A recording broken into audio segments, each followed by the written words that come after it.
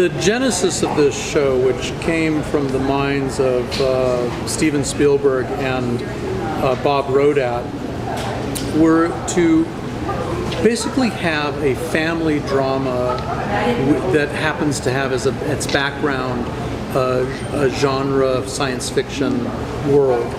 And that ultimately is the guiding light that we've been moving towards in our writing.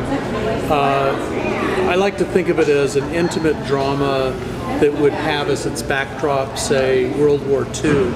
You wouldn't necessarily be cutting to scenes with Hitler planning his, big offensives, but you'd know that it's there all the time in the background while people are struggling to survive.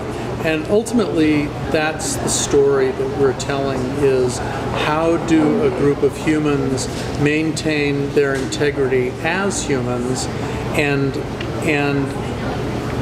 be able to survive through an incredibly traumatic time, which has resonance to the real world and also to history. But I'd say offhand that I'm not, even though I'm a big fan of the shows, the movies that you just mentioned, I would have to say that I don't think we were actually influenced by them. Noah Wylie gave away that there's a 5-year Bible for this story. Can you tell us anything? How dare he? No, I think that that's about right. There's we have about a 5-year plan, kind of a 6-year notion, because I'm always trying to be enthusiastic and optimistic about moving on. But as I've said in a couple interviews, there's a certain dynamic nature to television writing. And while we have a basic notion of where we want to go, and in some cases some very specific ideas of what we want to do throughout the life of Falling Skies, we never want to ignore the happy accident or something that might happen between actors and writers suddenly realizing that a character is moving and interpreting the script in a way that you hadn't anticipated, usually in a good way. And I want to always be open to that idea that things could shift over. And that happened this season, it happened last season, I'm sure it happened in the first season. What's that? Can you give us an example of how that happened? Well, let me give you an example from the second season where we had an idea of what we wanted Charleston. The Charleston was the goal that we were going to. What we hadn't anticipated until really we started to focus on the 2 specific episodes that had Charleston in it was what kind of world Charleston had been. We've been so isolated with the second mass, and we hadn't really thought that much about what other people might be doing in reaction to the same trauma that we're dealing with. And I have to give Mark Verheiden huge kudos that he had this idea of what if there's a parallel characters to the relationship between Weaver and Tom, only things have gone sour there and are not working the way exactly that they should work. And from that, we have basically kind of built a slightly different trajectory for the 3rd season because of that.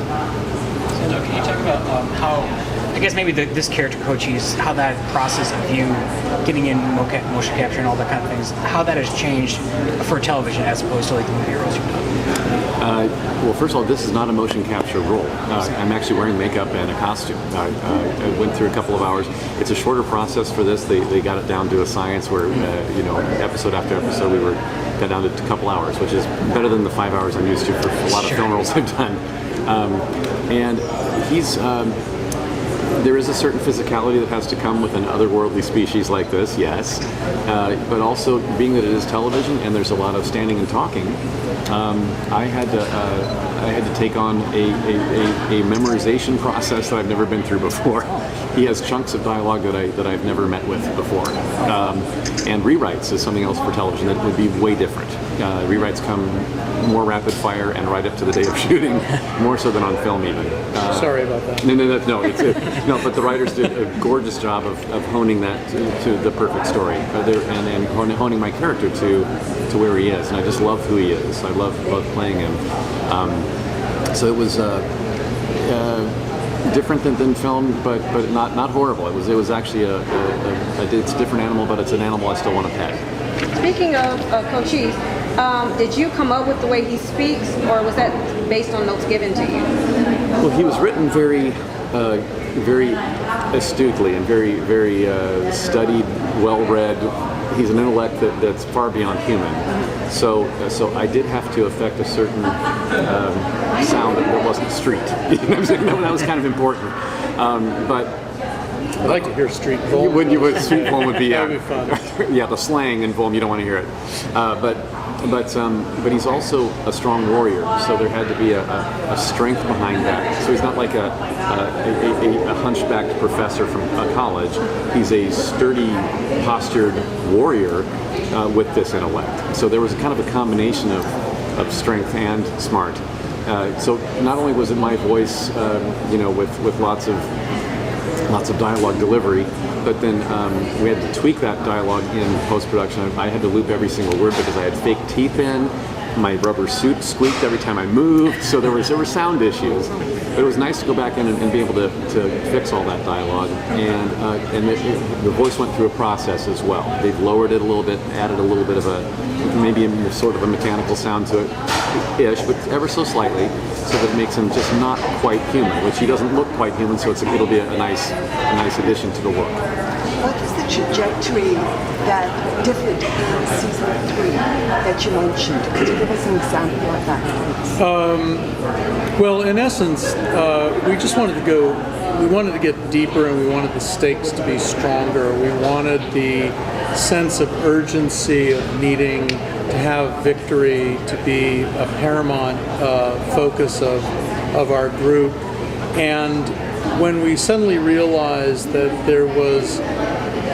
that a goal could be a new United States, and all of the positive things that could go with reforming a new nation, and all of the pitfalls that could occur with forming a new nation, we wanted to be able to kind of play with those a little more than we had actually planned on doing. And I think in some ways that sort of informed a lot of the storytelling for this season. How would you break down the different Mason brothers? Like, how would you describe them? That's a great question. And I would say that one of the interesting things when we started out is that Matt was sort of that sort of typical little kid that you see in these movies all the time, where he just is waiting for life to go back to normal, and Tom is doting on him, and he's kind of this wide-eyed, open kid who, is the innocent of it. But what happens in a television show when you're doing it is that those kids that are playing those characters grow up. And as the actor, Maxim Knight, started to grow up, we realized we needed to do something with him. So, to answer your question, because I haven't quite gotten there yet, is that I think that all three of those boys reflect aspects of Tom, as any good, as it would in any family. Hal is not the brightest of the three kids, but he's got such heart, such integrity, such strong feelings about what's right and wrong. He wears it on his sleeve. And you see that in Tom Mason in some respects also. There's nothing very guarded about Hal. He's just out there. And so this season, him being infected with God knows what. Karen is, post-apocalyptic STD or whatever it is that they that has invaded his body and his psyche, is going to be of the most excruciating pain for someone like Hal, who is just kind of one of those out there guys.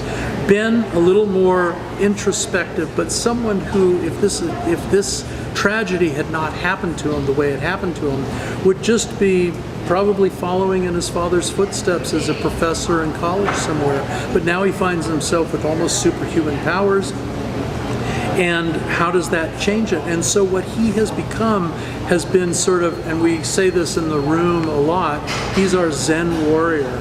He's our guy that has the intellect backing up the ability to take and pick up that couch. And how much do you balance that power with the intellect? And what's happened with Matt as a character is that he suddenly has feelings of wanting to come into his own.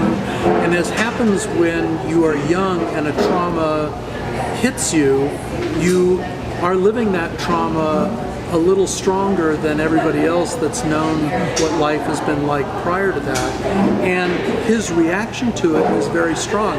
We've often joked in the writer's room, actually, we've been serious about it, that in many ways he's our narrator, that if we were, we kind of always picture an 85-year-old Matt telling the story of the second Mass, and he's the one that we are rooting for to survive this trauma with.